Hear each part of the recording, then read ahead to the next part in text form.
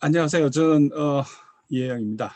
45분 이렇게 참가하신 걸로 나오네요.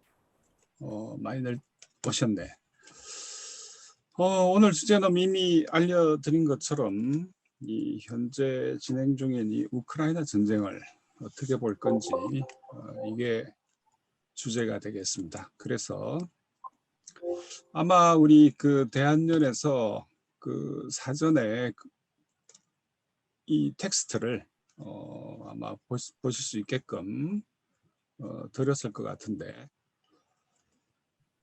제가 이게 원래 제목은 그 텍스트에 나와 있는 것처럼 그건 아닙니다. 그건 아니고 저기 그 피렌체 식탁이라고 하는 거기서 이제 이름을 제목을 붙인 거고요. 원래는 우크라이나 매트릭스와 신냉전, 냉전 2, 콜드 월 2, 냉전 2, 이게 원래 제목입니다. 근데 그걸 이제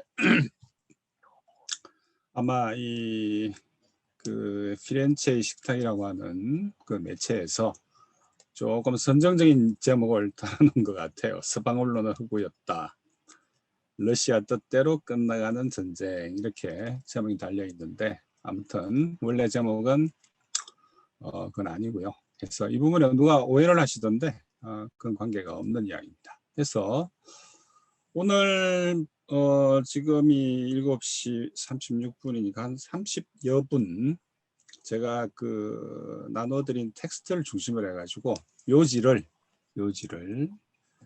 이 전쟁을 과연 어떻게 봐야 되는지 거기에 대해서 좀 말씀을 드리고, 그 다음에 마지막에는 그러면은 어떻습니까? 이게 전쟁 포스트 언젠가 전쟁 끝나겠죠. 이 전망도 굉장히 엇갈립니다.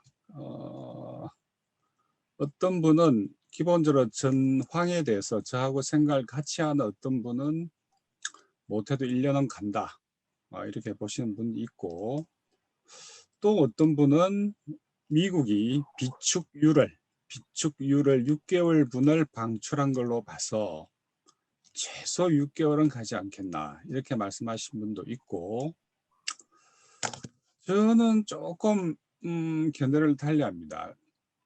그 이유는 이제 설명을 드리겠지만, 이런 경우에는 그 러시아가 설정한 전쟁의 정치적 목적이 달성되는가 여부가 종전의 시기 혹은 형태를 규정하는 핵심적인 그 기준이 될 거다, 이런 견해를 표명하게 될 겁니다. 예, 여러분 아시는 것처럼 이번 전쟁이 진행되는 과정에서 보면은 뭐 단적인 예를 제가 이 사망자 숫자, 뭐 사람 목숨 갖고 이런 말씀드려서 굉장히 좀 안 됐긴 하지만, 우크라이나와 그 다음에 서방, 소위 EU, 미국과 EU에서 발표한 그 수치에 따르면은 러시아군이 최소 14,000명 죽었다, 이렇게 이야기를 하고요. 부상자는 뭐 10,000명이 넘는다, 이렇게 이야기를 합니다. 그래서 지금 알려진 바로 약 15만 명이, 이 수치는 다 다릅니다. 어떤 데도 보면 20만까지도 잡고요. 그래서 15만에서 20만 명, 만 15만 명이 이 러시아군이 그 침공을 시작했다고 보면 이미 전투 불가능선에 도달했다, 이 이야기가 한 보름 전부터, 대략 3월 20일 전후부터 미국과 EU 그리고 우크라이나 측에서 해왔던 이야기입니다. 다시 말해서 러시아 침공군이 개전 이후부터 지금까지, 그 당시 시점까지 사망자 숫자가 2만 명을 훨씬 넘어가지고 더 이상 전투가 불가능한 수준에 도달했다 하는 게 3월 20일 전후에 나왔던, 그래서 우리 국내 언론도 아주 대대적으로 그 뉴스를 부풀렸죠. 그대로 보도를 했고, 근데 뭐 많은 분들이 염려를 가지시겠지만, 그렇게 다 죽었는데, 즉 다시 말해서 병력의 10% 이상을 상실할 경우에 더 이상 전투가 불가능하지 않다고 보는 것이 군사의 FM이죠. 그런데 아니 다 죽었는데 왜 계속 이렇게 계속 전쟁이 갈까? 이 러시아 전차가 다 깨졌다고 그러는데, 그래서 지난주죠 한 3월 26일경에 이젠 또 러시아 국방부에서 이 등장을 하더니 하는 말이 우크라이나 군이 14,000명 죽었다. 그리고 부상자는 16,000명 정도 된다 해서 도합 약 3만 명이 전사했거나 부상을 당했다. 요약하자면은 우크라이나 측에서는 러시아군이 14,000명 죽었다 그러고 러시아 측에서는 우크라이나군이 14,000명 죽었다 그러는데 그럼 도대체 뭐가 사실이고 뭐가 진실이고 더더군다나 이 전쟁 중에 뭐 진실 타령하는 것이 우습긴 합니다만은 도대체 뭐가 어떻게 된 거냐. 아마 많은 분들이 여기에 대해서 의문을 가지신 것 같아요. 저 역시 마찬가지고.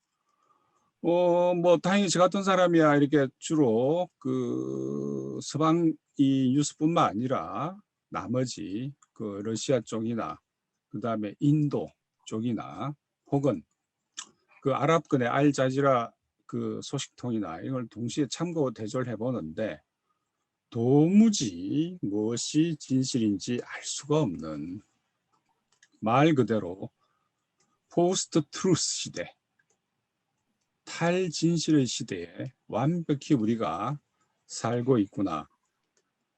탈진실이라 하지 않더라도 어차피 전쟁 뉴스라고 하는 건 어차피 거짓말이다 하는 거죠. 그거는 전혀 믿을 바가 안 되는 거죠. 어차피 전사자 숫자가 전황에 특히 사기에 영향을 미치기 때문에 분명히 이거는 그럴 수밖에 없는, 다시 말해서 모든 전쟁은 군사전인 동시에 경제전인 동시에 프로파간다전이죠.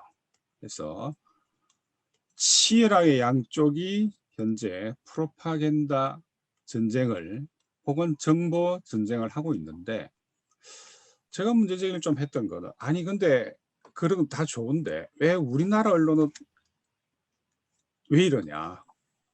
예를 들어서 여러분 혹시 인디아 투데이 같은 인도 쪽의 그 인터넷 방송에 들어가 보시면은 거기에는 러시아 쪽 전문가, 예를 들어 러시아 통신사 타스 통신이죠. 뭐 스푸트니크나 이쪽 사람들이 같이 앉아서 토론을 해요. 서방 쪽하고 러시아 쪽하고, 물론 화상회의입니다.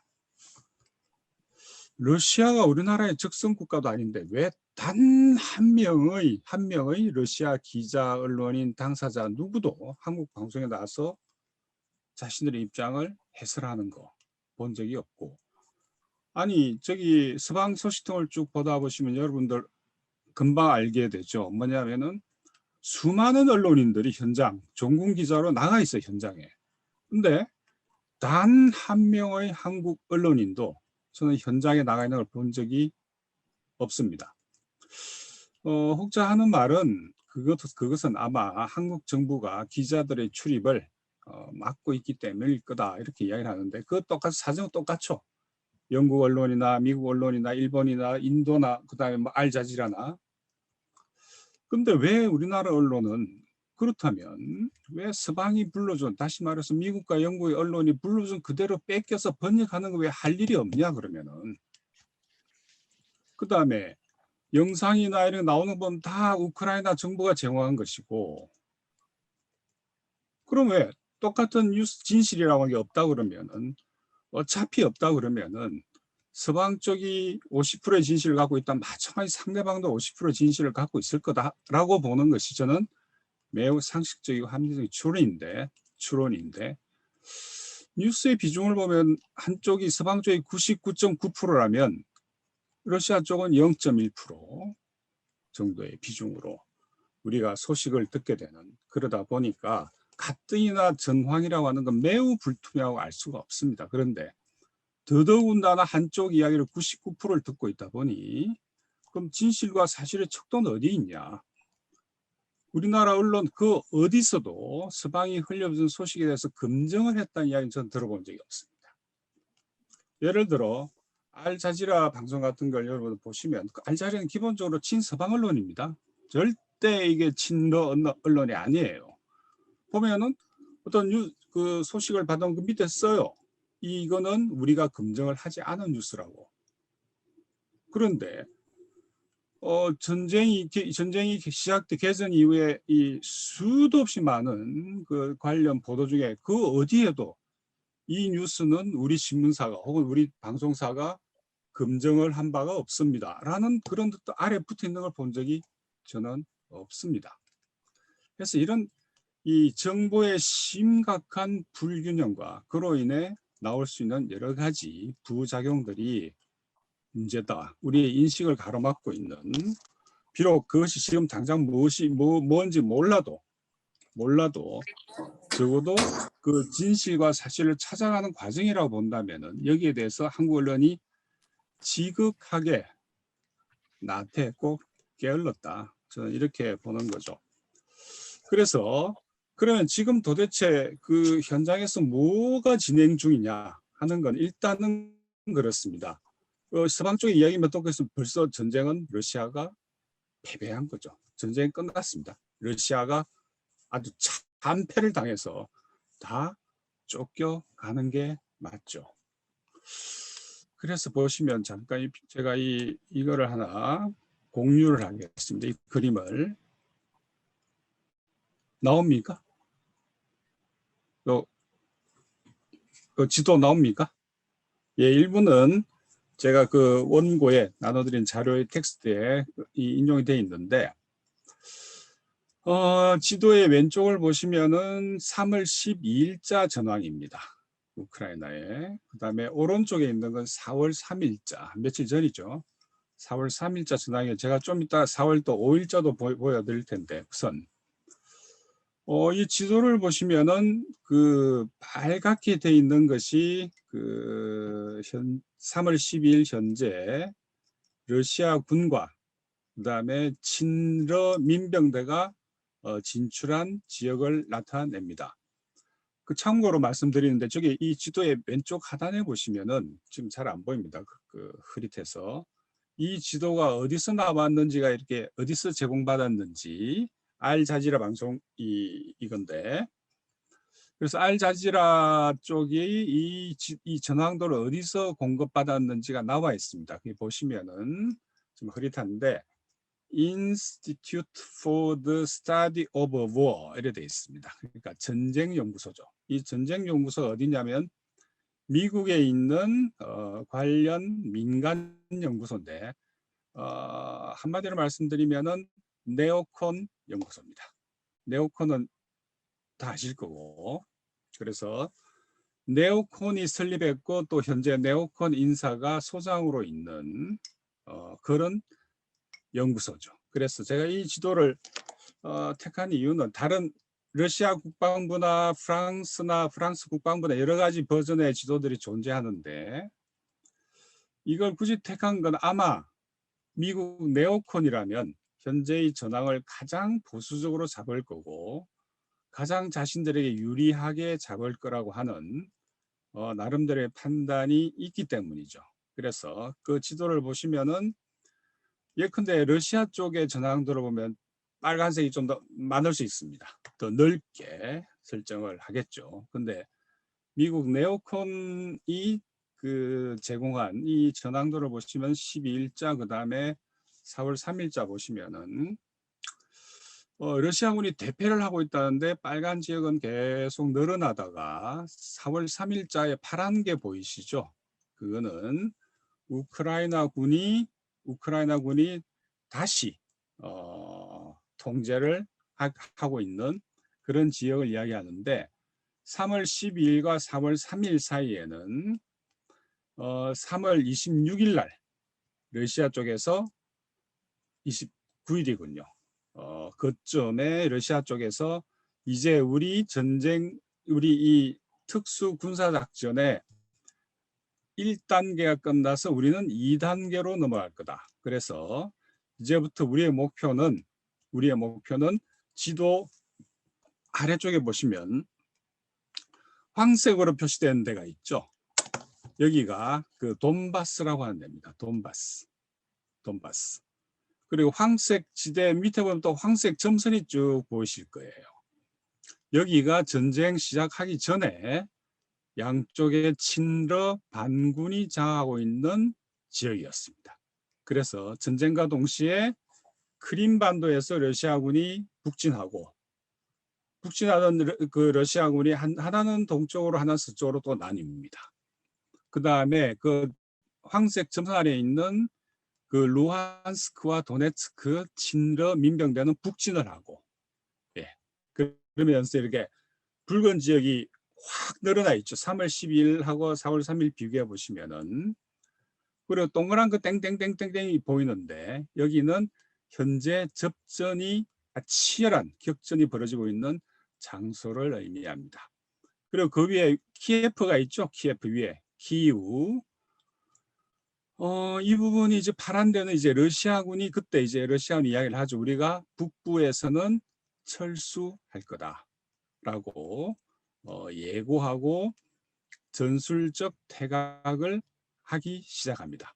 저 푸른 데 중에 하나가 이른바 지금 이번에 뭐 학살 사건 가지고 시끄러운 부차라고 하는 데가 저기에 위치합니다. 그래서 3월 말에 러시아군이 이제 우리가 두 번째 단계로 들어간다 선언한 다음에 군대가 위로 철수하고 있는 장면입니다. 조금 더 큰 지도를 보시면은 아마 알아보기 더 쉬우실 텐데, 이게 4월 5일 어제자 전황도입니다. 조금 더 그림이 커지는데, 그래서 파란 데가 훨씬 많이 늘어났죠. 수도 키예프 주변에. 그래서 러시아가 통제하는 지역, 아니 우크라이나가 통제하는 지역이 수도 주변에는 거의 다, 이 말은 러시아 수도 주변에 배치되어 있던 러시아군이 거의 다 빠져나갔다는 이야기입니다. 그리고 오른쪽 하단을 보시면 러시아가 이제부터 해방하겠다고 하는 그 돈바스 지역, 황색선과 함께 그 위에 붉은 지대, 그 다음에 아래쪽에 크림반도 위에 그 붉은 지역, 이쪽 지역에서 현재 매우 치열한 전투가 현재 어제 시점으로 계속되고 있고, 저기 녹색 지역은 러시아가 통제하고 있다고 주장하는 지역이고, 그래서 이 보시면 그 북부 전선은 이제 그 사실상 이제 비었죠. 그 다음에 동부를 보시면 하르키우, 뭐 우크라 말로는 그쪽 오른쪽 하단에 붉은 꽤 넓은 공간이 있는데, 이 부분에서 맨 끝에 아래쪽으로 내려오는 게 보이실 겁니다. 아래쪽으로. 그래서 이 말이 뭐냐면은 크림반도에서 북동진한 러시아군, 그 다음에 원래 있던 친러 반군 지역인 양대 공화국에서 또 북진하고 있는 민병대, 그 다음에 하르코프 그쪽에서 남진하고 있는 러시아군, 이렇게 해서 이 황색 지대로 현재 다 집중하고 있는 것을 보실 수가 있습니다. 이 말이 뭐냐면은 러시아군이 그 2단계 목표로 1단계는 다 끝냈기 때문에 2단계 목표로 저기 돈바스 지역을 군사적으로 완전 점령하고 하려고 시도를 하고 있고, 저 돈바스 지역에 그 최소 6만 명 이상의 가장 잘 훈련되고 정예 부대인 우크라이나군이 저기에 배치되어 있습니다. 그래서 지금 러시아가 뭘 노리는지는 확실히 보이는 거죠. 돈바스를 완전히 군사적으로 점령하고 저 지역에 배치되어 있는 우크라이나군을 완전히 섬멸하겠다는 이야기입니다.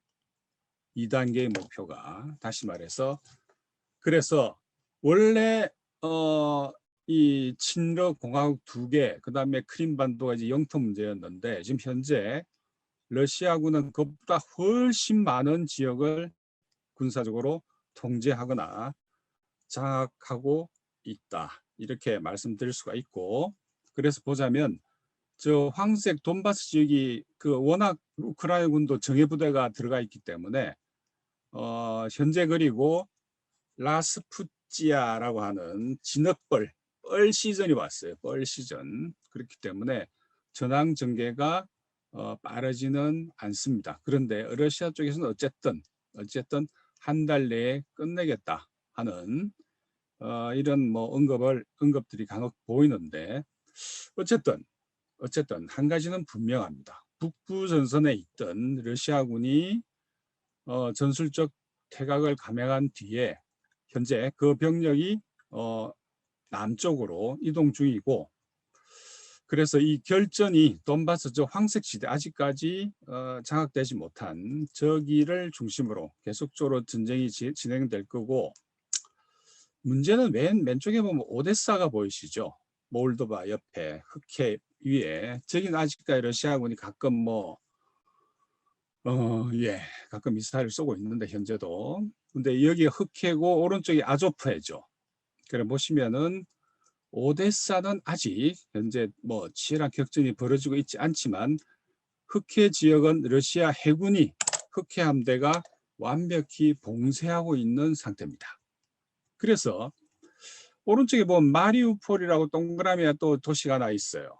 여기 마리우폴 항이 여기가 왜 중요하냐면 그림을 언뜻 보시더라도 크림반도하고 오른쪽 동남부에 있는 러시아 친러 양대 공화국과 육로 회랑 코리도가 그 코리도의 중심쯤에 있는 게 마리우폴 항구죠.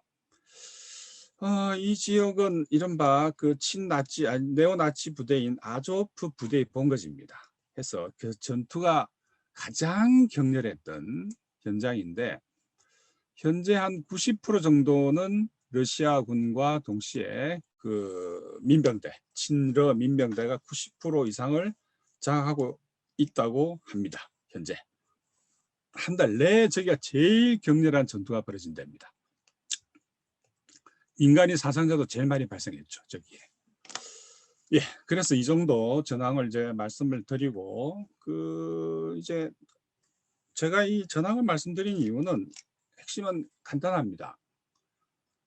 그 서방 쪽에서 이야기하는 전황, 러시아군이 패배했다, 전차 다 깨졌다, 그리고 우크라이나가 승리했다 하는 서방 쪽의 프로파간다와 그게 아니고 우리는 제2단계로 넘어갔을 뿐이다. 이걸 어떻게 해석할 거냐? 어떻게? 저는 이렇게 생각합니다. 전쟁 계획을 수립하는 단계에서부터 저는 이 우크라이나 침공군은 세 방면으로 들어왔어요.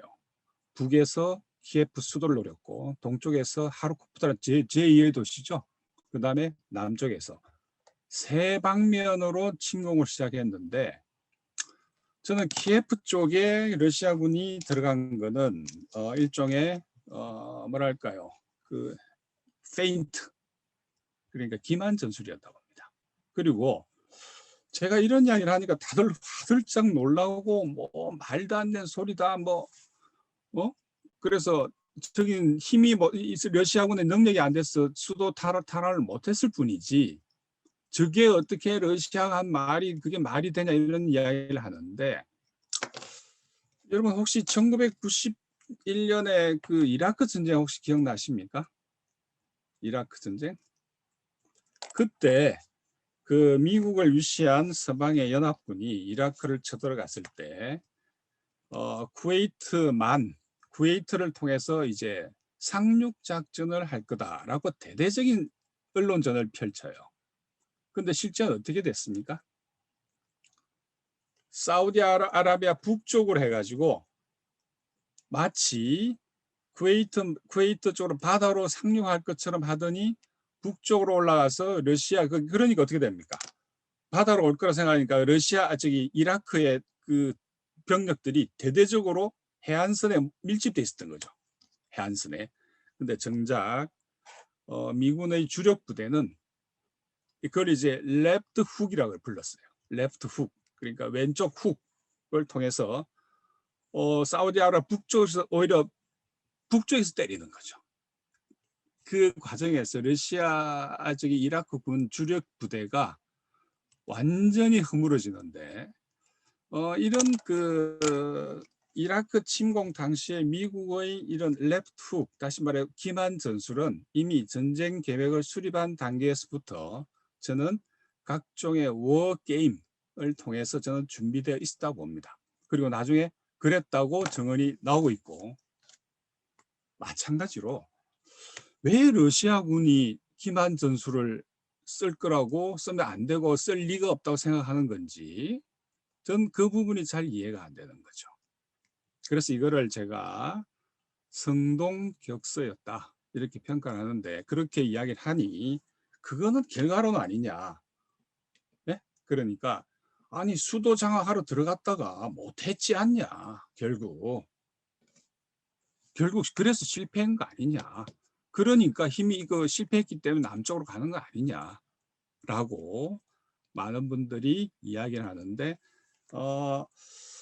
저의 이런 판단에 오히려 동의하시는 분이 꽤 있습니다. 한국에도 꽤 있고, 당연히 미국 측에서도 이 비슷한 그 명제를 주장을 하는 분이 꽤 있는데, 워낙 그 언론 정의 소자만 절대 그럴 리가 없다. 어떻게 우리가 우크라이나가, 그리고 동시에 미영이 연합군이 이제 이웃 쪽이 서방이 저 무식한 곰돌이 같은 러시아 애들한테 속아서 당할 수가 없다. 그건 불가능한 이야기다. 라는 식의 그런 이야기에 대해서 저는 이 평가를 달리 하고 있음을 말씀을 드리고, 그런 점에서 본다면은 저는 러시아의 기만 전술은 성공했고, 그리고 러시아는 자신들의 그 전쟁 계획에 따라서 현재 전황을 전개시키고 있다. 이렇게 평가를 합니다. 여기에는 기본적으로 하나의 중요한 가정이 있습니다. 다시 말해 전쟁을 러시아가 왜 시작했냐? 왜? 무엇 때문에 러시아가 전쟁을 시작을 했냐? 그리고 러시아가 이 전쟁을 시작한 그 정치적 목적이 뭐냐? 정치적 목적이 뭐냐 하는 것을 조금은 이해를 하실 필요가 있습니다. 여기서 제가 굳이 정치적 목적이라고 하는 걸 이야기하는 이유는, 여러분 혹시 클라우제비츠라고 하는 그 사람을 들어보셨을는지 모르겠네요. 여러분도 혹시 뭐 전쟁 철학이나 전쟁 사상, 혹은 주변에 육사나 어떤 그 사관학교 간 뭐 친구나 뭐 누가 친척 있으면 물어보시면 다 알아요. 클라우제비츠는 그야말로 전쟁학의 교과서 중의 교과서입니다. 클라우제비츠의 정의에 따르면 전쟁이란 다른 수단에 의한 정치의 계속이라는 거죠. 이 부분 굉장히 중요합니다. 이 관점은, 이 사상은 그 이후에 러시아군도 받아들이고, 마찬가지 웨스트 포인트, 미국의 사관학계에서도 가리키는 전쟁의 가장 중요한 기본 사상이자 관점이자 철학입니다. 다시 말해서 전쟁은 다른 수단에 의한 정치의 계속이다. 그럼 다른 수단이라는 게 뭐냐? 다른 수단 아니면 뭐냐? 그냥 정치는 말로 하는 거죠, 기본적으로. 그런데 전쟁은 정치의 계속이지만 이거는 폭력으로 하는 폭력행위입니다. 이 부분 굉장히 중요합니다. 이번 전쟁을 이해하는 데 있어서도. 다시 말해서 러시아는 설정된 정치적 목적을 달성하기 위해서 이번 우크라이나전을 시작을 했고, 그런 의미에서 저는 다시 한번 좀 강조해서 말씀드리지만, 러시아의 전쟁 목표는 우크라이나의 군사적 완전한, 저기 맨 서부에까지 완전한 군사적 점령이 목적이 아니었다 하는 것을 강조하기 위함입니다. 그럼 목적이 뭐냐? 왜? 그건 이제 이거 지금 진행 중인 평화협상을 보면 되는 거죠. 평화협상. 그 평화협상에서 이거는 뭐 푸틴도 이야기를 했고, 처음에 시작할 때 이래서 우리가 전쟁을 한다. 마찬가지로 이 부분 현재 우크라이나하고 러시아의 그 중개자 역할을 하고 있는 터키의 에르도간 대통령도 똑같은 이야기를 하고 있습니다. 잠깐만 공유를 해제를 하죠. 화면이 공유 해제 어떻게 하나?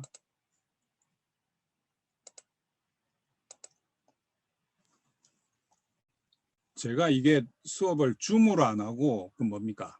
그 구글 미트로 해가지고 이게 조금 달라요. 공유 중지. 공유 중지. 예, 다시 들어왔네.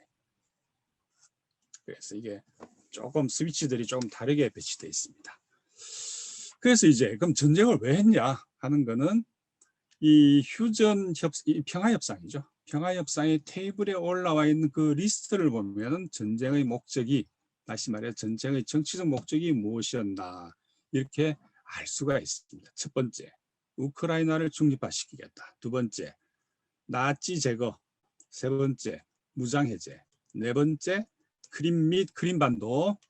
그 다음에 아까 친러 양대 공화국. 그 다음에 러시아를 공식 언어에서 뺀 거를 원위치 시켜라. 뭐 대략 한 6가지 이슈입니다. 이걸 이야기했던 어떤 사람은 그럼 고작 이걸 위해서 전쟁을 했단 말이냐. 뭐 이렇게 딴지를 거는데 정말 깝깝한 노릇입니다. 이 우크라이나를 나토에 가입시키기 위해서 미국은 1990년부터 2022년까지 30년 동안 나토를 나토를 오른쪽으로 익스펜션 확장시켜 온 거죠. 30년. 러시아는 여기에 대해서 좋다. 발틱 3국이 넘어가고 그 다음에 헝가리, 폴란드, 루마니아 등등이 나토에 가입한 것까지는 그래 그때까지 좋다. 그런데 조지아하고 우크라이나를 나토에 가입시키겠다고 한다면은 그거는 더 이상 우리는 용납할 수 없다고 이미 2008년부터 일관되게 주장해왔던 내용이 바로 우크라이나하고 조지아는 안 된다. 그래서 2008년에 어떤 일이 발생합니까? 조지아가 나토에 가입하려고 하니까 당시에 그 러시아하고 접경지대에 있는 조그만 그 독립 분리 공화국 두 개가 있습니다. 아바스하고 남오세티아. 결국 이 두 개 조그만 공화국을 독립국가로 승인하고 여기에 대해 승인하고 조지아가 여기에 군대를 보내자 러시아군이 대대적인 전쟁을 일으킨 거죠. 그때도 패턴은 거의 똑같습니다. 당시 2008년 조지아 전쟁하고 지금의 우크라이나 전쟁이 우크라이나 전쟁이 규모가 훨씬 더 크죠. 조지아 전쟁하고 비교해 보면. 그리고 조지아 전쟁 한 두어 달 만에 조지아가 완전 항복하면서 끝났습니다. 끝났죠. 반면에 지금 현재 진행 중 우크라이나 전쟁은 그보다 규모가 훨씬 크죠. 훨씬. 그 다음에 우크라이나 군대도 작은 군대는 아닙니다. 현재 그 러시아가 밝힌 바에 따르면 약 26만 명 군대. 그렇죠. 물론 러시아군이 훨씬 더 크죠. 90만 가깝게 되고 현재 15만 명이 침략군으로 들어갔으면 나머지 전선 그 국경지대에 현재 엄청난 군대가 이제 대기 중인 거죠. 예, 엄청난 수의 군대가 그렇게 보자면은 아까 말씀드린 이 5개 내지 6개의 그 협상 테이블에 올라와 있는 이거 가지고 현재 협상을 하고 있는 거예요. 6개를 가지고. 그래서 지금 5차 평화회담까지 왔는데 예, 중립화. 이건 완전히 합의가 거의 사실상 됐다고 볼 수 있습니다. 중립화한다. 비핵 중립화입니다. 핵 빼고 핵은 안 되는 거니까 비핵 중립화 하되 여기에 대해서 이제 이 쟁점이 6개가 이제 의제를 가지고 막 이렇게 외교를 하는데 5개하고 반이 러시아 쪽에서 요구를 한 거고 하나가 반개 2분의 1이 우크라이나가 제기한 겁니다. 그게 뭐냐면은 좋아 그렇대 중립화를 하는데 그럼 우리의 안전보장을 누가 해줄래? 해서 미국, 영국, 프랑스, 독일, 터키, 이스라엘 또 어디입니까? 캐나다 등등의 나라가 인터내셔널리 우리의 안전을 보장해라 라고 현재 예. 그리고 이 해당 지명된 나라들은 좋다. 우리가 그거 들어갈게. 그 뭐 안전보장 같이 국제 안전보장 해줄게. 라고 사실은 거의 뭐 이 부분 합의가 되었다고 볼 수도 있습니다. 그런데 이게 이 중립화라고 하는 게 비핵 중립화죠. 중립화라고 하는 게 이제 국제 안전보장이라고 하는 거는요. 사실은 이미 선례가 있어요. 우크라이나 94년에 이 원래 우크라이나와 러시아도 사실 뭐 같은 그 형제국이라 봐도 무방합니다. 그래서 주요한 핵무기가 그다음에 첨단 무기들이 우크라이나에 잔뜩 쟁여뒀는데 우크라이나가 독립하면서 이 무기 특히 핵무기를 러시아로 다시 가져간다. 대신 러시아하고 미국하고 영국이 너희들의 우크라이나의 안전을 책임질게. 이런 이 협정을 맺어요. 협정을. 부다페스트 협정이라고 부르는데. 그런데 우크라이나 입장에서 어떻습니까? 아니 너네들이 우리 그때 약속을 하지 않았냐. 근데 러시아가 침략을 했는데 니들은 왜 가만히 있냐라고 미국하고 영국을 사실은 닥달을 하고 있는 거죠. 네, 모양은. 그런데 러시아 입장에서 본다면 또 그림이 달라집니다. 우크라이나는 그렇게 주장할 충분한 권리가 있어요. 실은. 왜? 협약을 맺고 약속을 안 지키고 있는 거거든요. 근데 미국이나 영국 이야기는 뭐냐면은 특히 미국 이야기는 그래 분명히 사인을 했는데 우리 상원이 이 조약을 비준을 안 해준다. 그렇기 때문에 legally binding하지 않다. 즉 법적 구속력이 없다. 이렇게 해석을 하는 거고 그거를 잘 알고 있기 때문에 우크라이나 쪽에서는 법적 구속력이 있는 국제 안전 보장을 해라는 게 지금 우크라이나가 주장하는 사실상 유일한 요구인 거고 나머지는 다 러시아 쪽이 주장하고 있는 그런 어젠다입니다. 그래서 중립화는 아까 말씀드린 것처럼 사실은 이 중립화는 그 러시아가 이번에 처음 꺼내긴 했지만 이미 2015년경부터 미국의 미어샤이머 시카고 대학 교수가 해법은 이거밖에 없다. 러시아를 중립화시키고 뭐 그다음에 안전보장 그건 뭐 다른 문제이기도 하고 어쨌든 중립화 솔루션을 제안한 거는 사실은 미국 쪽에 있는 미어샤이머 교수였어요. 그때까지만 하더라도 뭐 러시아하고 미국하고 그렇게 심각하게 나쁘지 않았으니까. 그래서 보자면은 이제 나머지 탈나치, 그다음 나치를 이제 제거하는 거, 그다음에 무장을 해제하는 거, 그다음에 크림반도, 그다음에 두 개 공화국 독립을 승인할 것. 이 부분은 조금 사안이 달라집니다. 나치 문제는 사실은 그 우크라이나 군에 아주 사실은 그 깊숙이 들어가 있다 봅니다. 수가 많다기보다는 어쨌든 상당히 깊이 침투해 있는 걸로 보이는데 네오나치들이 여러분 저 이건 대위라는 자가 거기 폴란드 통해서 그 지금 뭐 들어가 있는 거 아시죠? 그래서 이 국제 모병을 그 아조프 부대라고 사실은 네오나치 부대가 이 국제적인 도와달라 이런 메시지를 보내고 그래서 거기에서 각국의 이 극우 세력들이 폴란드를 거쳐서 우크라이나에 들어갑니다. 그리고 어디에 뭐 집결 장소도 사실 거의 다 밝혀져 있어요. 그렇게 자꾸 들어오니까 한 6천 명 가량이 들어왔다 그러는데 러시아가 거기다 미사일을 쏜 거 아닙니까? 그래서 상당수가 수백 명이 죽고 다치는 그런 일이 벌어졌었는데 3월 중순쯤에 어쨌든 제가 보건대는 그 지금 이 특히 네오나치 부대의 주력들도 이 돈바스 지역에 배치되어 있는 걸로 보이고 주력들이 해서 러시아로선 이 전쟁의 명분을 살리기 위해서라도 돈바스를 완전히 군사적으로 저는 뭐랄까 이 러시아 스타일로 볼 때 아주 갈아버릴 생각인 것 같아요. 그리고 무장해제도 너희들이 스스로 안 하면 우리가 시키겠다는 식으로 현재 몰아붙이고 있는 거고 아까 처음에 말씀드린 것처럼 자칫하면 이 돈바스 지역의 우크라이나군은 포위 괴멸될 위험에 처해 있다 좀 봐요. 왜? 아까 말씀드린 것처럼 남쪽에서 서쪽에서 동쪽에서 지금 이 포위망을 좁혀오지 않습니까?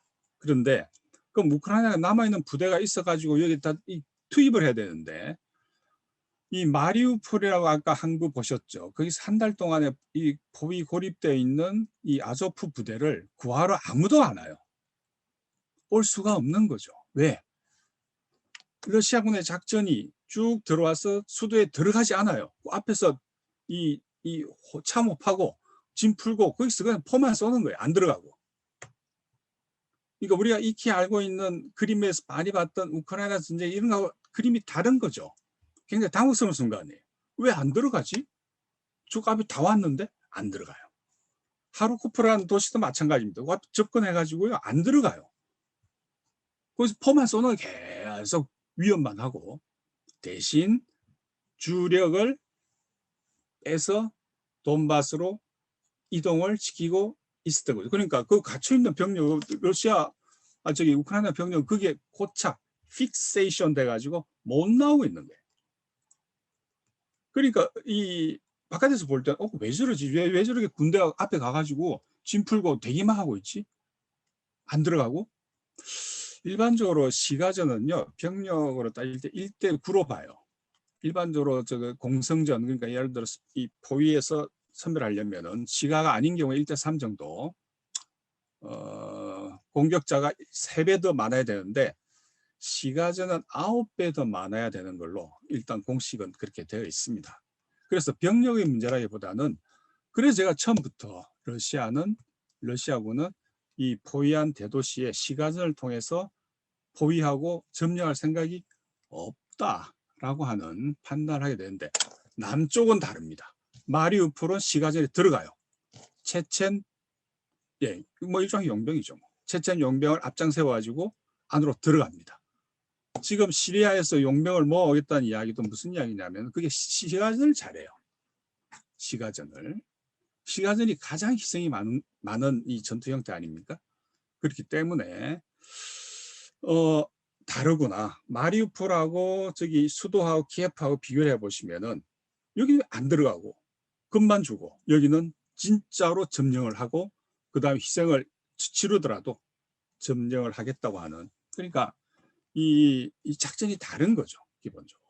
그래서 전 그런 이유 때문에 위에 북부전선은 저는 일종의 미끼였고, 그리고 설사 이걸 우크라이나군이 알았다 하더라도 그러면 바로 수도를 이 앞에 와 있는 그 러시아군을 뻔히 보면서 어떻게 밖으로 나갈 수는 없는 겁니다. 갇혀버리는 거죠. 흔히 말하는 픽세이션, 딱 고착시켜서 퍼붓는 것, 이런. 그래서 지금 이 무장해제 문제하고 그 다음에 이제 크림반도 문제는 이미 2014년에 러시아가 그 군사적으로 점령하고 국민 투표를 통해 가지고 러시아로 귀속된, 물론 그 이전에는 러시아 영토였죠. 당연히 소련 시절에는 뭐 당연히 아주, 왜냐하면은 뭐 아시겠지만 러시아 같은 경우에는 지금 부동항이 몇 개 없죠. 그 중에 가장 알짜배기 부동항이 이 크림반도에 있는 세바스토폴입니다. 그렇기 때문에 이거는 러시아의 핵심 전력이 배치되어 있기 때문에 이건 하늘이 두 쪽이 나도 러시아로서는 포기하기 어렵습니다. 아니, 불가능합니다. 불가능하죠. 그러다 보면 결국은 이 평화 협상을 하는데, 회담을 하는데 결국 쟁점은 돈바스에 있는 두 개 친러 공화국인 거죠.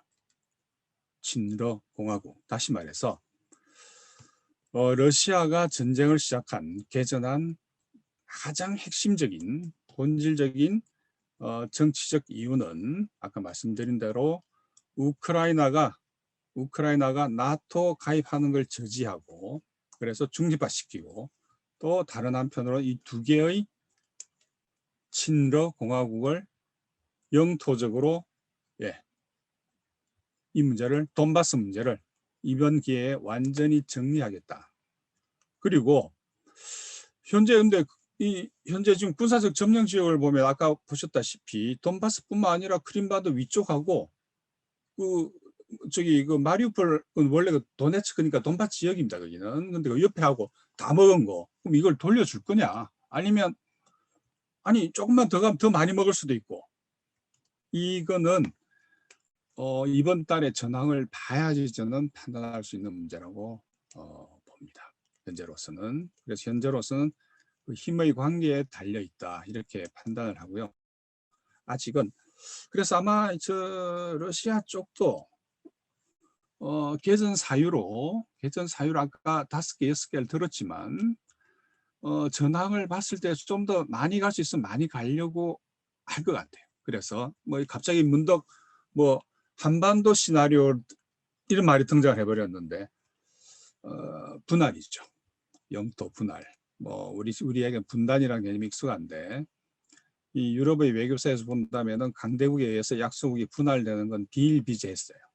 그리고 우크라이나가 결정적으로 약화되면 폴란드가 또 우크라이나 서부 쪽을 슬슬 넘볼 가능성도 생깁니다. 그래서 이래저래 우크라이나 입장에서 본다면 보통 난국이 아닌 셈이죠. 이 자칫하면은 남부를 러시아에 우크라이나 남부를 러시아의 통째로 떼줘야 될 일이 생길 수도 있고 이 경우에 젤렌스키 현재 대통령이 이 대통령에 당선된 이유가 뭐 부정부패 척결 뭐 그런 것도 있지만 그중에 하나가 돈바스 문제의 평화적 해결이었어요. 그러니까 바로 이런 정치적 관계 때문에 젤렌스키가 국민투표 붙이겠다 합의안을 하는데 러시아가 이걸 받을 리가 없습니다. 절대 안 받죠. 왜냐하면은 뭐에 대한 국민투표를 할 것이며 두 번째는 우크라이나 인구 구성에서 러시아계는 사실은 20%가 안 됩니다. 20%가 안 되는 거죠. 그렇지만 젤렌스키 입장에서는 자기가 자기 이거를 정당화시키기 위해서는 국민투표 등과 같은 방법으로 이 정치적 위기를 모면해야 되는 그런 필요성이 반드시 생기는 거죠.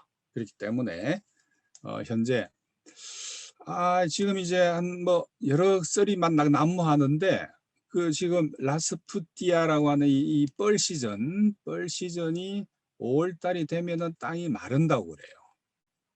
그래서 그때가 아마 결정적이지 않겠나 뭐 이런 예측도 있고 그래서 이 뻘 시즌에 아마 러시아 입장에서 본다면 뭐 미사일이라든지 아니면은 그 이 비행 항공기 전투기를 통한 어떤 폭격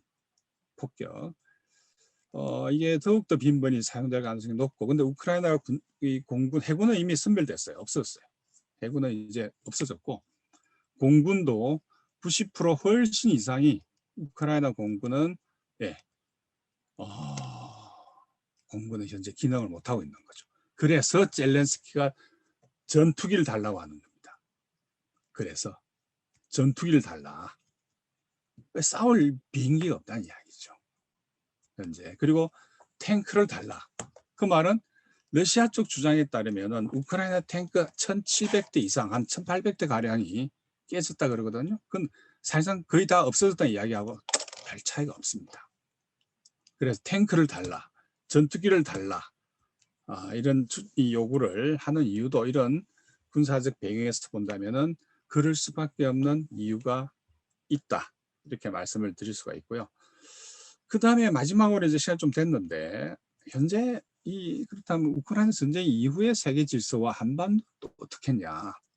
한반도는 군사 안보 혹은 정치 군사적으로 본다면 현재의 그 미국 중심의 유니폴라 시스템, 리버럴 유니폴라 시스템 이렇게 불러댑니다. 그러니까 일극 체제, 단극 체제는 굉장히 심하게 동요될 가능성이 있어 보입니다.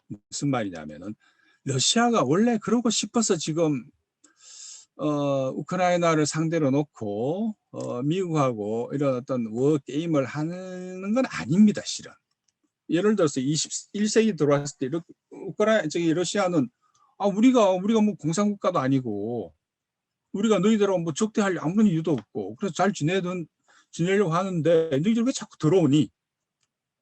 왜 자꾸 들어오고 우크라이나 전쟁 전에는 사실상 나토 회원국이었어요.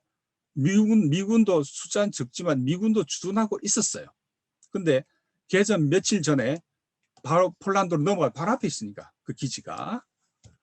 그래서 러시아 입장에서는 아니 우리가 언제 니들하고 싸우고 싶다고 했니? 이거 왜 자꾸 들어오냐? 하냐 하면서 이제 2014년 당시 친러 정권을 거의 뭐 미국이 CIA가 개입을 했죠. 해서 그거를 타도하고 새롭게 친EU 정권, 친미 정권을 수립하는 것이 러시아 쪽 입장에서 본다면 이거는 굉장히 위협적인 거죠. 다시 말해서 국제관계에서 위협이라고 하는 건 상호적인 겁니다. 예를 들어 미국도 위협을 느끼죠. 예를 들어 쿠바 사태, 쿠바 미사일 위기 때 보세요. 어떻게 합니까? 미사일 갖다 놓으니까 핵 불사 나가잖아요. 결국 그래 타협을 하잖아요.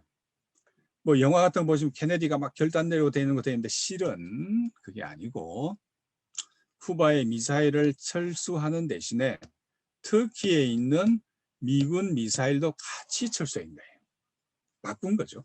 근데 이제 영화에서는 케네디가 이긴 걸로 돼 있는데 아무튼 그건 옛날 이야기인데 그 말은 핵심적으로 뭐냐면은 그게 미국의 위협이 된다고 미국도 판단해가지고 전쟁 불사하듯이 예를 들어서 쿠바 아니면 캐나다에 러시아 미사일이 주둔되면 미국이 위협을 안 느끼겠냐. 그러니까 이건 이제 푸틴 쪽이 하는 이야기예요. 마찬가지 아니냐. 미국 너희들이 우리가 캐나다에다가 우리 미사일 갖다 놨을 때 위협을 느끼는 게 당연하듯이 너희들이 우크라이나 국경에다가 너희들 미사일을 배치하면 우리도 위협을 느낀다. 그러니 더 이상 들어오지 마라. 사실은 그때까지는 러시아는 수세적 입장이죠. 당연히 수세적 입장이었습니다. 디펜시브한 그런 상황에서 이 위협이라고 하는 게 이처럼 상대적인 거예요. 철저하게. 그래서 이제 러시아 쪽에 사는 말은 니들이 그게 우크라이나까지 먹으려고 했을 때 우리는 existential threat, 실존적 위협을 느낀다. 그 이제 항변을 하는 거고, 그래서 그 항변, 그 위협을 해소하기 위해서 러시아가 이번 전쟁을 일으켰고, 그리고 이 휴전, 그다음 평화협상, 평화회담의 의제로 중립화를 내세운 건데, 이러나 저러나 이 우크라이나 전쟁은 이 목적이 다 달성이 되고 만일 여기서 약간 또 플러스 알파까지 하게 되면은 좀 더 길어질 가능성도 여전히 저는 존재한다. 실제로 한반도 시나리오를 우크라이나에서 작동시킬 건지는 아직은 확실치는 않지만 저는 이건 역시 가능성은 열려 있다. 이렇게 현재 좀 판단하고 있습니다. 그렇다면은 아까 제가 뭐 경제 전쟁으로서의 이 측면은 뭐 시간에서 자세히 말씀을 안 드렸는데 정치적, 군사적, 경제적 동시에 여러 가지 뭐 이 프로파간다적인 혹은 외교적인 이런 각 방면에서의 어떤 이 사실상의 미중러 사이의 파워 게임이 상당히 우리로서는 한국으로서는 굉장히 부담스러운 방향으로 가고 있다. 즉 러시아하고 중국의 전략적 그 파트너십은 더 강화될 거로 보이고 미국은 현재 우크라이나가 만일 어떻게 정리되든 지금까지 해왔던 이 정책을 확장 정책을 포기하지 않을 겁니다. 그래 되면 중국하고 러시아하고 미국 사이에 또 우리가 가운데 끼어가지고 북한은 분명히 뭐 이 상황이 그렇게까지 나쁘지 않을 겁니다. 북은 현재 미국이 더 압박에 들어오면은 중국과 러시아는 더 밀착될 수밖에 없고 이 틈바구니에서 북한 입장에서 본다면은 뭐 그렇게 크게 그러면 우리 중국과 러시아하고 또 붙으면 되지. 특히 중국과 러시아 사이가 나빴을 때는 여기 붙었다 저기 붙었다 했는데 이제 사이가 저렇게 좋아지면 그냥 뭐 별로 복잡하지 않은 반면에 우리 같은 경우에는 정말 피곤해집니다. 이제 특히 경제적으로 본다면은 현재 우리가 수입하고 있는 그 천연가스의 뭐 러시아 비중은 그렇게 높진 않아요. 6% 정도밖에 안 되는데 아직은. 근데 이걸 루블화로 내라 하니 죽을 노릇인 거죠. 벌써 죽을 노릇인데 뿐만 아니라 각종 현재 이게 중러가 더욱더 밀착이 될 경우에 지금까지 우리가 지금 뭐 특히 우리 젊은 친구들 보면은 반중 정서가 상당히 확산돼 있어요. 안 맞지 않습니다. 반중 정서. 그렇게 될 경우에 한국 경제라는 입장에서 본다면 원자재뿐만 아니라 우리나라의 최대 투자처가 중국인데, 중국하고 러시아가 밀착되고 러시아가 우리나라를 비우호국으로 계속적으로 둔다면, 그래서 지금 벌써 뭡니까? 비행기가, 유럽 가는 비행기가 러시아 영공을 통과 못하지 않습니까? 돌아가야 돼요. 지금도 벌써. 그것처럼 이거 아주 사소한 작은 애죠. 사소한 작은 애인데 더 큰 게 우리를 기다리고 있구나. 그리고 이 리버럴 유니폴라 시스템에 우리가 미국이 주도하는, 여기에 이제 사실 올라타서 엄청나게 사실 우리도 이걸 봤어요. 지난 20년 동안, 20년 넘죠. 물론 그 가운데 IMF 위기로 깨지긴 했지만 그럼에도 불구하고 이 미국 주도 리버럴 유니폴라 시스템에 편성해서 꽤 많은 경제적인 실리를 추구해 왔는데, 향후에 이게 유니폴라가 바이폴라, 양극이죠. 양극 체제 혹은 뭐랄까요, 트리폴라, 예, 뭐 삼극도 가능한 이야기고, 거기다 또 인도 변수까지 있어요. 이번에 보면은 미국이 경쟁을 통해서 러시아를 고립시키려고 했는데 실패했죠. 네, 실패했어요. 일본하고 우리 붙고 저기 EU 붙고 그 말고는 없어요. 중국 안 하잖아요. 택도 없죠. 네? 인도 안 하잖아요. 브라질 안 해요. 그 다음에 아랍 국가 안 해요. 이스라엘도 안 해요.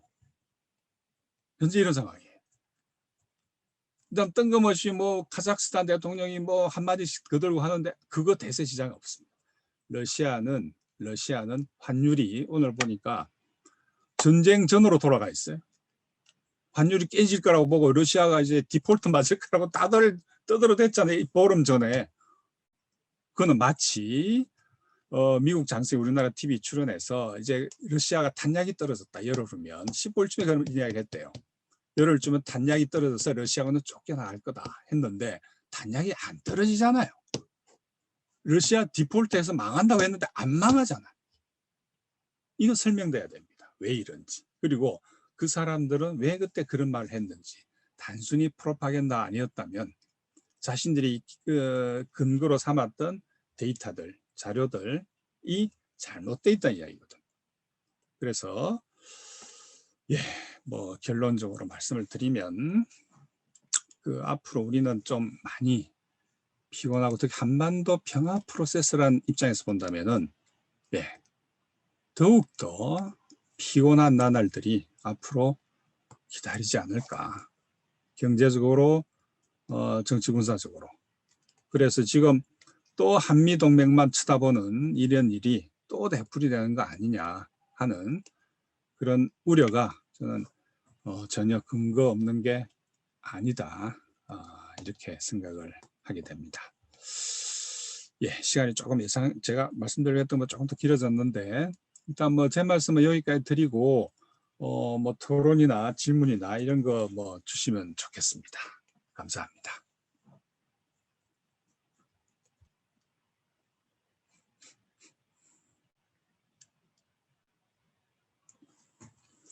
어떻습니까? 거기 그냥 뭐 자유롭게 질문해 주시고 뭐 코멘터도 좋고, 제가 또 조금 더 보충 설명 드릴 게 있으면 드리고 이렇게 진행을 해보죠.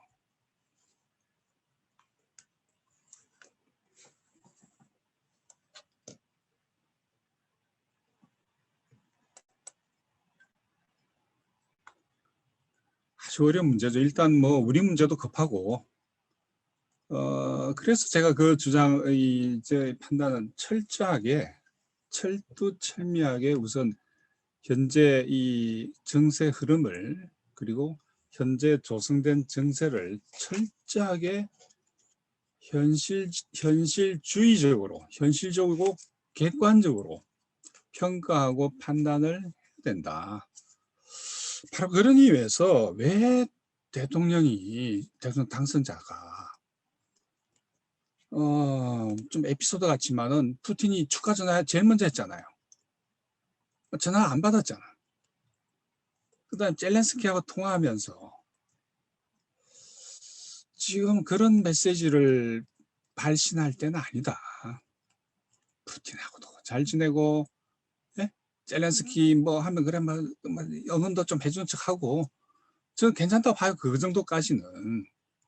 그런데 아직은 우리 힘이 러시아를 능가할 수는 아닙니다. 명백한 거죠. 왜냐하면 경제적으로는요, GDP 규모로 보면 우리가 러시아보다 큰 건 아시죠? 우리나라 경제 규모가 GDP 상으로만 볼 때 러시아보다 더 커요. 그렇지만 정치 군사적으로 그렇다는 의미는 아니거든요. 하다못해 허건나 북쪽에서도 우리 핵 가졌다고 뭐라 그럽니까? 그것처럼 매우 현실적이고 객관적인 그 포지션에서 외교를 해야 되는 거지. 뭐 축하 전화까지 안 받고 그럴 필요는 없지 않냐. 그리고 지금 당장 상황 전개가 전황이 마무리된 것도 아니고 어떻게 될 건지, 물론 저는 아까 이 전황의 흐름에 대해서 말씀을 드렸지만 그렇다고 해가지고 아직 전쟁도 안 끝난 거고, 그러면은 이 모든 걸, 우리가 지금 유럽 국가는 아니에요. 그건 명확합니다. 우린 유럽 국가 아닙니다. 그래서 유럽 사람들이 우크라이나 어떻게 보냐면은, 특히 영국 사람들.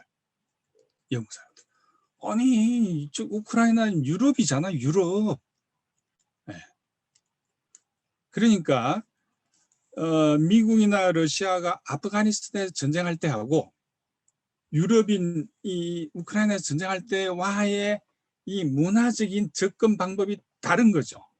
일종의 오리엔탈리즘입니다. 그건 전제하고, 그렇다면 우리 입장에서 볼 때, 특히 남반구 입장에서 볼 때는 굳이 어디하고 척질 이유는 없다. 매우 실리적이고 실용적으로 접근할 필요가 있는 거지, 이데올로기를 앞서가지고 외교를 끌고 갈 수는 없습니다. 그건 무리예요, 현재로서는.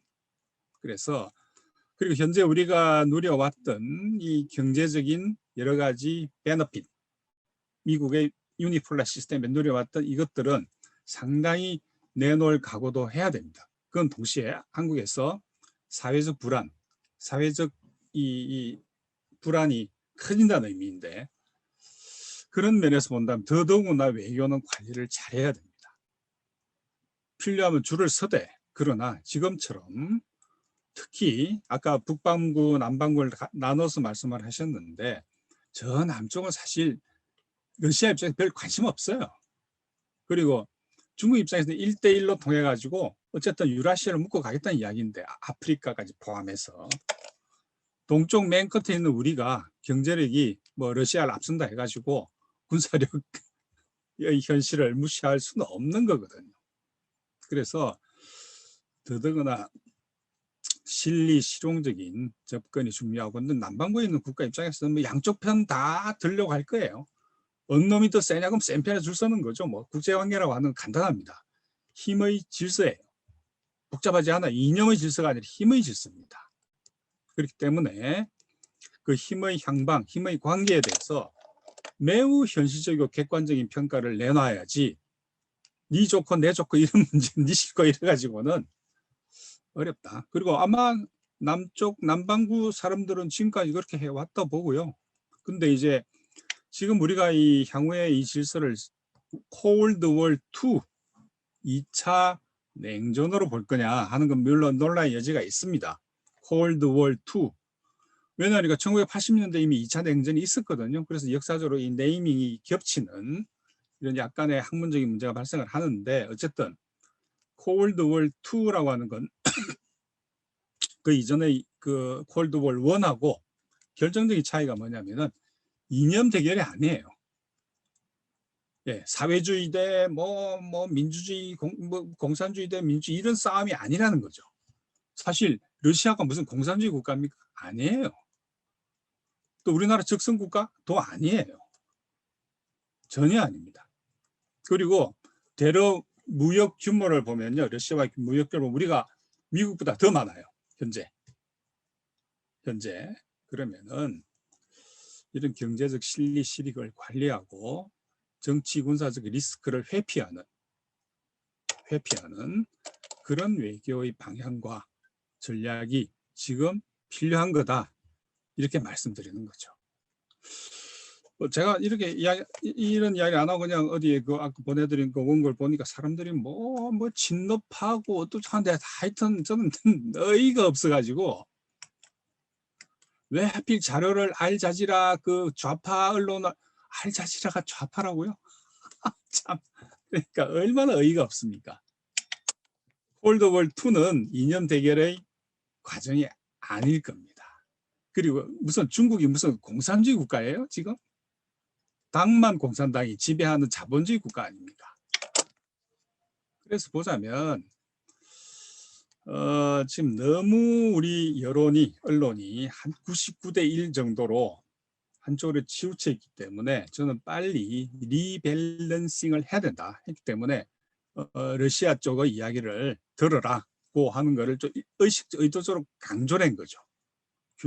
조금의 균형이라도 회복하려면 약간의 충격력부터 필요했던 거고.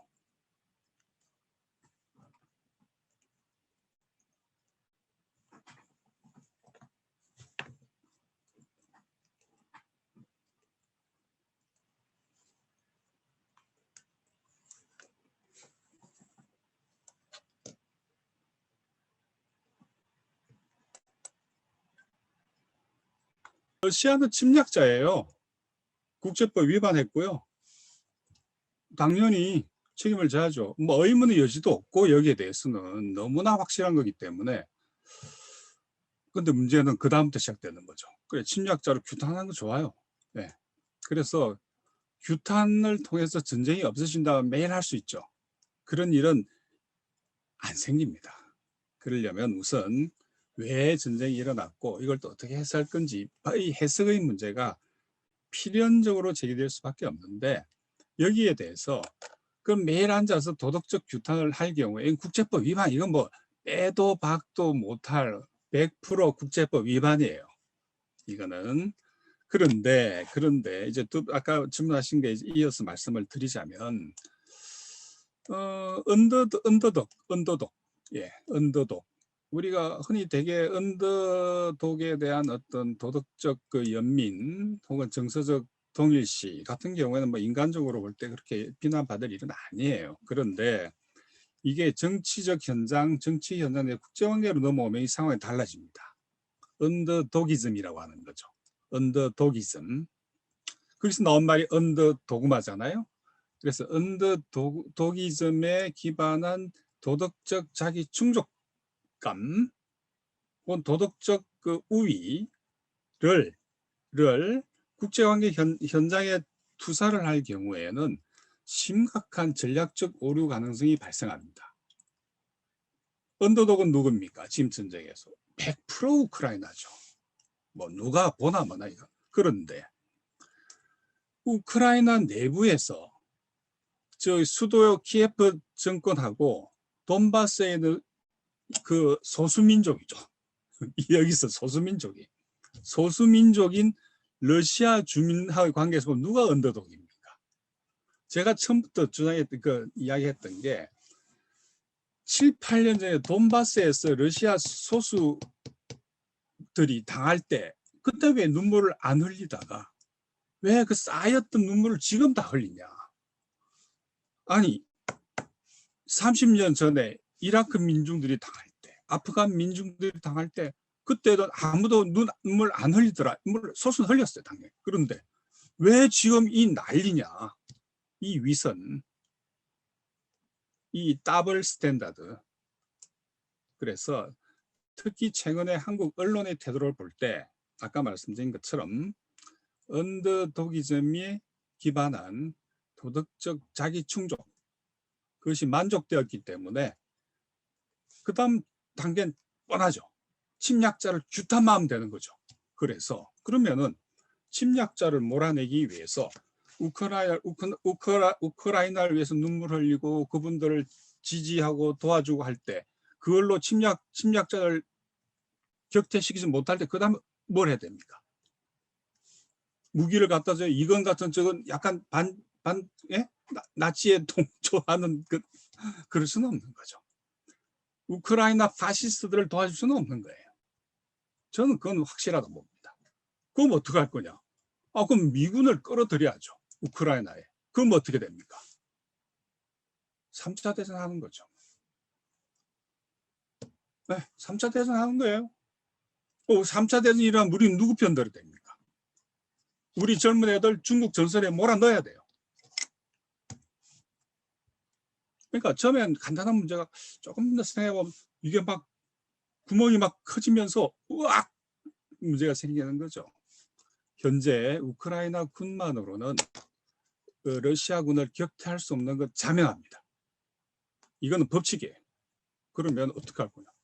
유일한 방법, 젤렌스키가 매일 이야기하는 방법, 미군 들어와라. 나토군 들어와라. 그럼 러시아 입장에서 이건 또 뭐야? 네, 3차 대전 하자. 이런 딜레마가 함께 내포되어 있다고 하는 것을 말씀을 드리는 거고, 그다음에 외래어 표기 말이죠. 이거 쉽지 않은 문제입니다. 제가 의도적으로 케프라 부르는데 하르코프를 의도적으로 쓰고 있어요. 러시아 표기라기보다는 과거에 써왔던 표기죠. 그런데 우크라이나 측에서 아니 왜 키이우라 해줘? 있을 수 있어요. 그런데 자기들이 부른 이름대로 해줘. 그 말이죠. 있을 수 있죠. 전 세계 어느 나라도 자식대로 외래어 표기를 쓰지 그 상대국이 불러달라는 데를 한 데 없습니다. 국어표기원에서 뭐 저거 웃기는 소리예요. 예를 들어서 프랑스 사람들이 볼 때 우리나라 자기들 도시 발음 다 틀렸어. 우리가 쓰는 거. 야, 그걸 다 고쳐라. 우리 프랑스 사람들이 우리나라 도시를 고유명사 쓰는 대로 다 고쳐. 다 고칠 수 있나요? 일본어 표기, 중국어 표기, 러시아어 표기 싹 다 고친 다음에 오케이. 키예프라고 하지 말고 키우라고 합시다. 오케이.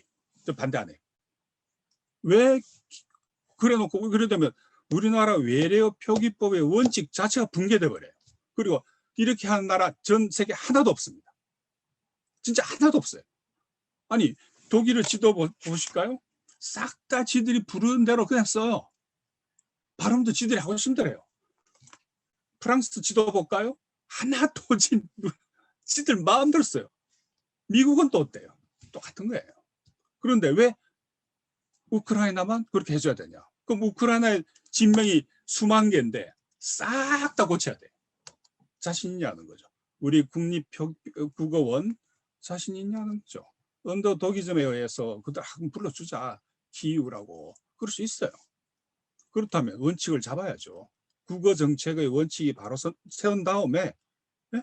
저는 완전히 동의합니다. 그래서 의도적으로 키예프를 쓰는 거예요. 그거 바꿔라. 이게 마음에 안 들면 다시 기준을 잡자. 그리고 대한민국은 전 세계에서 유일하게 전 세계 156개국이 부르는 발음대로 쓰기로 한다 하면 어떻게 됩니까? 대한민국 언어 정책은 붕괴됩니다. 외래어 표기 정책은. 그 딜레마를 이야기한 거죠. 사실 뭐 제가 몰라서 그런 건 아니고요. 일부러 의도적으로 그거를 이런 딜레마가 있으니 이제 고치시면 고쳐라. 근데 그 비용은 국립국어원입니까? 이들 다 책임져라. 뭐 당장 뭐 그렇게 해달라는 데가 전 세계에서 없습니다. 그런 사람. 예, 영어 쏜 애들 보세요. 영어 보세요. 지금 다 K 플러스잖아. 가끔 키우라고 뭐 변경하는 데도 가끔 있는데 아니 저기 미국 외교관들 대통령 다 KF로 하잖아요. 왜 우리만 그렇게 됩니까? 심지어 누군 그 이야기도 조금 약간 감정적이긴 하지만 뭐냐면은 왜 우크라이나 애들은 독도를 다케시마로 부르냐? 우리는 독도라고 부르고 있는데 이들은 왜 안 고치냐? 그 이야기 선수가 하시던데요. 아무튼 그렇습니다. 제 입장은.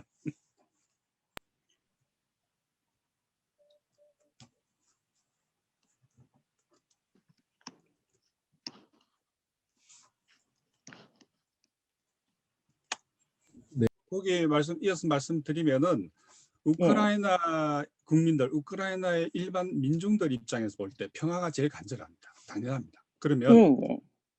이 평화를 위해서는 빠른 종전이 돼야 되죠. 무조건 그렇죠. 예. 전쟁을 빨리 끝내야 돼. 그러면 전쟁을 빨리 끝내기 위해서 젤렌스키를 붕괴시키는 게 빠를까요? 푸틴을 붕괴시키는 게 빠를까요? 아주 현실적으로 한번 판단해 보죠. 그럼 우크라이나 민중들에게 뭐가 더 좋은 겁니까? 예를 들어 우크라이나 군부를 도와줘가지고 무기 대줘가지고 계속 전쟁하라는 게 미국 입장이에요. 군사복합식을 끼어들고 전쟁을 끌어갈수록 지금 푸틴도 아마 이제 생각이 좀 달릴 수 있습니다. 정말 더 좋아지면 전황이 야, 이 조금 더 끌고 가자. 조금 더 끌고 가자. 그럼 제일 다치는 거는 우크라이나의 민중들 아닙니까? 그래서 평화라고 하는 거는 항상 구체적으로 제기해야 되는 게 누구의 평화인지. 저는 1차적으로 무조건 이건 우크라이나 민족의 평화 아닙니까? 그러면은 이 사람들을 동정하는 척 하는 것보다 그게 현실적인 경로 아니냐. 저는 오히려 그렇게 생각하는 거죠.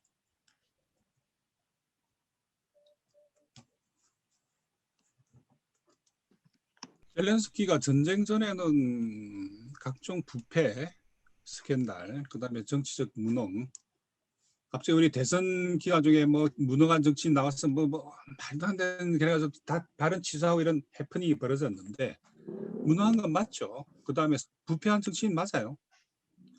오죽하면 그 우크라이나의 8대 오르가르키 부패 재벌이죠. 근데 그 9대 오르가르키를 젤렌스키라 그러는 거 아닙니까? 지금 여기에 조세 그 도피처입니까? 그게 뭐 각종 그 탈세 기업들 그거 다 밝혀졌잖아요. 그다음 지지율 바닥이고 전쟁으로 기사회생한 거죠. 엄청나게 이익을 본 거죠. 뭐 포인트도 많이 올렸고 그건 현실이고 사실이죠. 전 그래 봅니다. 그래서 차라리 아까 말씀드린 좀 우아하게 표현한 젤렌스키의 실권이 오히려 전쟁을 앞당길 수, 종전을 앞당길 수 있는 거 아니냐. 그 다음에 현재 유럽 지형이 묘하게 변해갈 가능성이 있다. 무슨 이야기냐면 이 국면을 재빠르게 타고 들어온 게 독일 아닙니까? 과거에 고르바초프 때 저는 뭐 그때 독일 유학 중이었는데 독일 통일될 때 보면 아무도 통일 생각 안 할 때 그 정세가 열린 틈을 타서 바로 세기를 꽂고 그 틈이 패 들어간 게 콜이었거든요. 그래서 전격전으로 독일 통일을 쟁취해야 돼요, 사실은. 이번 이 정세, 우크라이나하고 러시아가 싸우는 이 정세 틈바구니에서는 또 독일이 쐐기를 받고 들어가서 군비 확충, 그리고 제가 계속 이야기하는 게 미텔 오이로파, 뭐 영어로 하면 미들 유럽이죠. 미들 유럽이라고 하는 이거는 지리적 의미가 아니라 지정학적 가상 공간이에요. 독일 사람들한테는 미텔 오이로파, 중유럽이라고 하는 거는 이거 자꾸 지리적 개념만 헷갈리시면 안 됩니다. 이거는 독일이 전통적으로 19세기부터 가져온 지정학적 가상 공간이에요. 이 공간에 대한 이제 주장들이 독일의 주장들이죠. 혹은 필요하다면 군비 확충을 더 가속화시켜서 실력으로 이 중유럽이라고 하는 가상의 지정학적 공간을 확충 장악하려고 시도할 가능성이 있다고 봅니다. 그래서 이 복잡한 단순히 양극 체제로 가지는 않을 겁니다. 그리고 달러화가 현재 동요하고 있는데 왜냐하면 루블을 때려 잡으려고 하다 보니까 안 잡히잖아요. 위안화 못 잡고 있잖아요. 그래서 루블 위안화 동맹이 향후에 전개될 경우에 달러 시스템에 대한 매우 시리어스한 챌린지가 될 수 있고 그 경우에 그러면 유럽이 어떻게 나올 거냐. 유로화가 요 틈바구니에서 달러, 유로화 그다음에 위안 플러스 루블 요 동맹 사이에서 어떻게 과연 나갈까. 그래서 제가 이제 경제적 다극 체제라고 말씀을 드렸던 게 바로 이 이유죠. 그 정치군사적인 뭐 바이폴라 내지 비폴라 어디 언저리에, 그리고 그렇기 때문에 이 질서가 자리를 잡기에는 시간이 많이 걸릴 거예요. 그래서 굉장히 국제 정세가 불안하다는 거죠. 굉장히 불안정한 양극 체제가 오더라도 불안정한 양극 체제. 미국은 절대 지금까지 해왔던 거 포기 안 할 겁니다. 그렇지만 또 경제적으로는 이 폴라리티가 더 다양화되는, 다국화되는, 예, 뭘 조금 이렇게 좀 보면 좀 근조한 용어로 설명을 드려서 좀 죄송하긴 한데, 근조하고 굉장히 좀 기하학적으로 기하학적인 용어인데, 나중에 뭐 살은 더 붙여야 될 겁니다. 여기에. 그렇지만 어쨌든 큰 매크로한 시각에서 본다면은 그런 이동, 특히 유럽 내에서 독일의 존재, 여기에 각별히 좀 주목할 필요가 있다. 옛날 관성이 살아날지, 이 관성이라 하면 굳이 나치 아니라도 그 관성을 갖고 있어요. 나치는 걸 강화시켜 그다 불을 질러버린 거죠. 그런 차이. 그래서 그걸 저는 굉장히 유의하고 있습니다. 현재로서.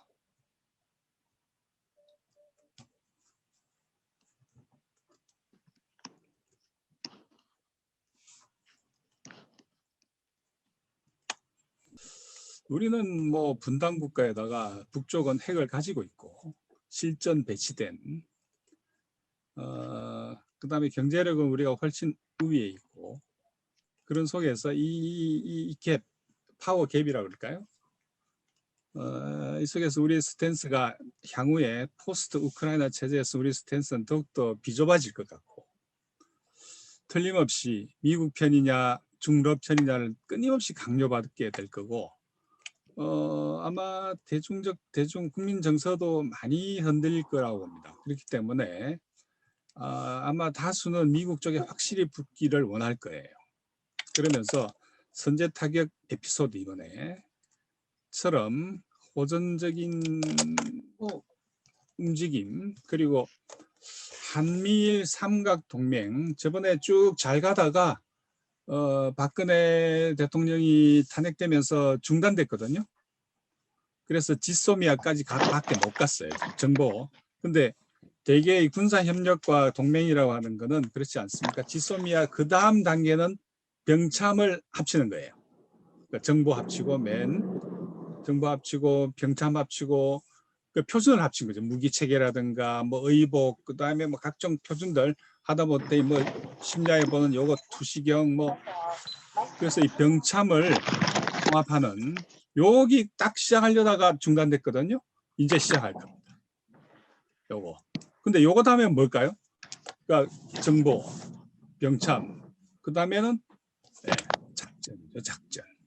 공동 작전이죠. 그래 되면 한미일 동맹 군사 동맹이 거의 뭐 완성 직전까지 가게 될 겁니다. 아마 이번 정권에서 미국은 몰아붙일 가능성이 매우 높아요. 특히 민주당 정권 아닙니까? 그리고 민주당 정권이 지금 바이든이 튼튼하지 않거든요. 정권 기반이. 그래서 보자면 빨리 해치려고 할 가능성이 충분히 있습니다. 이거를 할 사람은 지금 누굽니까? 이번에 인수위원 들어가 있는 그 친구, 예, 이 아마 그런 역할을 요구받게 될 것 같고, 그렇게 될 경우에 우리 한반도 평화 프로세스는 사실상 중단되겠죠. 제가 보기에는 그리고 지금 대통령은 외교 전문가가 아닙니다. 앞으로 올 대통령은. 그래서 그 다음에 국제관계에 대해서 특별한 식견 내지 관점을 갖고 있는 걸로도 보이지 않습니다. 현재로서. 그래서 결국은 그 주변에 어떤 외교 안보 라인들이 포진하는가가 굉장히 중요한데, 현재로서는 거의 다 뭐 아마 영어로 매파라고 불리는 그쪽이 장악하면서 빠른 속도로 아까 말씀드린 대통령님이 한미동맹을 이미 맨 위에 꼭대기 올려놨기 때문에 그 밑에 부차적으로 쭉 나서는 문제들 지소미아 그 다음 단계 바로바로 짝짝짝 가면서 쿼드라든지 또 쿼드까지 언급을 해버렸잖아요. 쿼드 플러스라든지 아마 그렇게 될 공산이 전 있다고 봅니다. 그 말고는 외교 쪽에서 별 나올 이야기는 없어요. 그런데 혹시 뭐 중러가 더 밀착하면서 견고해질 때 이 결합고리들이 예를 들어 러시아에 투자한 기업이라든가 중국에 투자한 기업들이 야, 이 큰일 난다 이러면 할 경우에 좀 뭐 속도 조절은 하겠죠. 그 가능성도 충분히 있고요. 개성공단 이건 뭐 안 될 겁니다. 이제. 너무 먼 이야기가 돼버렸어요. 이제. 아무튼 그렇게 희망적인 이야기를 못 듣는 게 참 저로서도 난감하네요.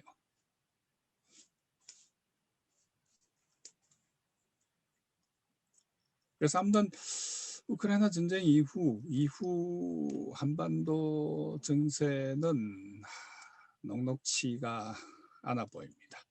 북은 뭐 그렇게까지 우리만큼 아닌 것 같고 오히려 남쪽이 더 힘들어질 공산이다. 그렇게 보이네요. 아닙니다. 그건 너무 틀린 이야기 많기 때문에 근데 이번 주에 제가 다른 일들이 많아서 주말쯤에 쓰겠다고 이야기했던 상태입니다. 그분은 저기 국제관계 전공이 아니잖아요. 그래서 좀 저도 자세히 읽어봤는데 너무 아닌 이야기가 좀 많고 특히 제가 그래서 제일 강조한 제 핵심 명제는 이번 우크라이나 전쟁이 러시아 입장에서는 러시아의 정치적 목적을 달성하기 위한 제한전이다는 게 제 핵심 명제인데 여기에 대해서는 한마디도 안 하고 딴 뭐 주변적인 거 뭐 예를 들어서 그 눌랜드라는 굉장히 좀 문제가 많아요. 미 국무부 차관이죠 지금. 사실 2014년에 눌랜드가 개입을 하면서 상황이 더 나빠진 측면이 분명히 있고 그런데 뭐 이 국무차관을 며느리라 불렀다고 뭐 여성의 지위가 어떻고 저고 하도 어이가 없어가지고 난 정말 이건 댓글을 해야 되는지 하도 말이 안 되는 이야기라니 그 말고도 많은데 뭐 제가 아무튼 다시 쓸 겁니다. 아까 우리 김정희 교수님 말씀하신 대로 그렇게 유의해서 물론 그 좀 제기할 겁니다. 젤렌스키가 물러나는 게 빠르냐 푸틴을 타도하는 게 빠르냐 평화를 위해서 그건 분명히 부닥칠 문제거든요.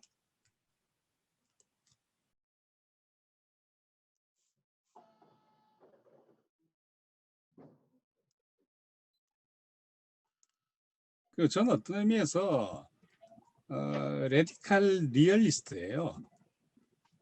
그렇기 때문에 물론 그렇다고 제가 저희 어떤 뭐 이념적 오리엔테이션이 없는 건 절대 아닙니다.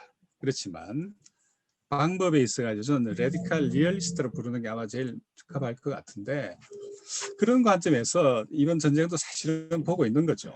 그래서 뭐 미어 샤이머 교수가 뭐 리얼리스트 학파고 그건 저한테는 별로 중요하지 않고 미어 샤이머는 사실 보수파예요. 뭐 좀 더 좋게 이야기하면 온건 보수라고 보시면 적합하고 그런데 리얼리스트 스쿨이 미국에 갖고 있는 좋은 미덕을 갖고 있는 거죠. 아주 객관적이고 냉철하잖아요. 그리고 이미 2015년에 중립화를 던졌을 때 안으로 솔루션으로 그거 푸틴이 받은 거예요. 미어 샤이머 교수가 이야기한 그거 받은 거예요. 그러니까 해법으로 평화협상 그걸로 던지잖아요. 중립화.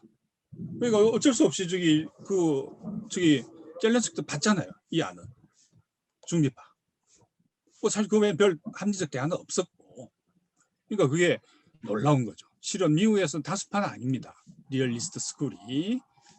그렇지만 국제관계를 바라보는 이 시선 굉장히 아주 사실 뭐 일종의 제국주의예요. 거기도 무슨 핵심은 뭐냐면요. 러시아하고 싸우면 안 된다는 거예요. 왜? 러시아가 사랑스러워서? 아니요.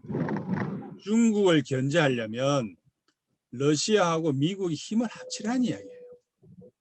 미국의 영향력을 더 오래 갖고 가려면은 러시아하고 싸울 게 아니라 러시아를 포섭하고 대신 중국하고 싸우자는 이야기예요. 그래서 그는 엄격히 말하면 태생적으로 보수일 수밖에 없습니다. 미어시하이머 교수는. 그래서 저하고는 근본적으로 입장이 다른데 단지 어쨌든 지금 상황을 풀이하는 데 있어 가지고 굉장히 큰 영향력을 갖고 있기 때문에 저도 뭐 인용을 하고 사람들 소개도 하고 책도 소개하고 그러는 거죠. 그리고 우리 박성수 선생님 말씀하신 데 그 부분은 저 좀 더 눈여겨볼 점도 있는 것 같네요. 확실히 싸움을 냅다 그냥 난타전으로 갖고 갈 건지 아니면 슬슬 우회해서 갈 건지 조금 고민을 해보겠습니다. 근데 제가 뭐 이런 논쟁에 워낙 익숙하니까요, 뭐 실은.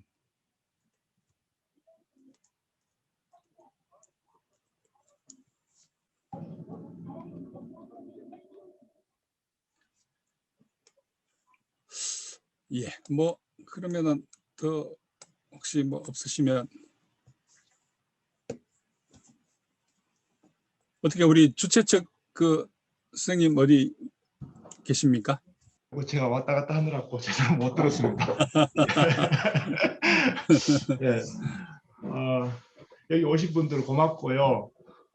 이 정도로 마쳐도 되면 그러면 예, 이 정도로 마치시죠. 예. 아이고 선생님 뭐, 수고하셨습니다. 이 시간 감사합니다.